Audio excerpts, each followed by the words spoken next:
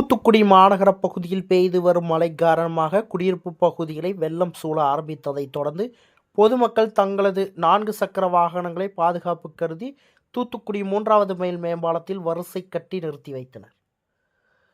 தூத்துக்குடி மாநகர பகுதியில் கடந்த ஆண்டு டிசம்பர் மாதம் 17ஆம் தேதி ஏற்பட்ட மழை வெள்ளத்தின் பொழுது குளங்களில் ஏற்பட்ட உடைப்பு காரணமாக மழைநீர் ஊருக்குள் புகுந்து தூத்துக்குடி மாநகர பகுதி முழுவதும் குடியிருப்புகளை மழைநீர் சூழ்ந்தது.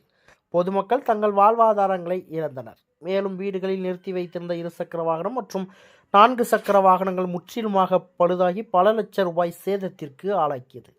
இந்த நிலையில் நேற்று இரவு முதல் தூத்துக்குடி மாநகர பகுதியில் தற்பொழுது வரை மழை பெய்து வருகின்றது. இதன் காரணமாக குடியிருப்பு பகுதிகளை மழைநீர் சூழும் நிலை உருவாகியுள்ளது.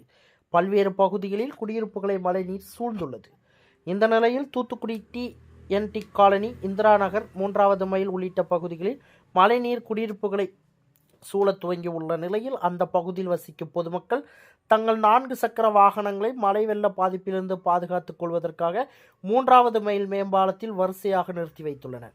இதேபோன்று மாவட்ட ஆட்சியர் அலுவலக பகுதியில் அமைந்துள்ள மேம்பாலத்தில் கனரக வாகன உரிமையாளர்கள் தங்களது லாரிகளை வரிசை கட்டி நிறுத்தி வைத்துள்ளனர்.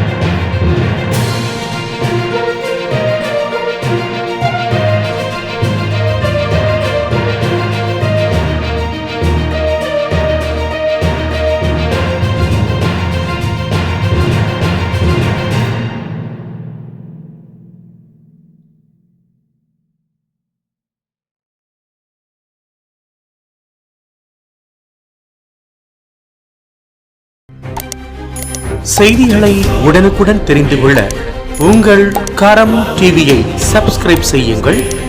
அதோடு பெல் பட்டனையும் கிளிக் செய்யுங்கள்.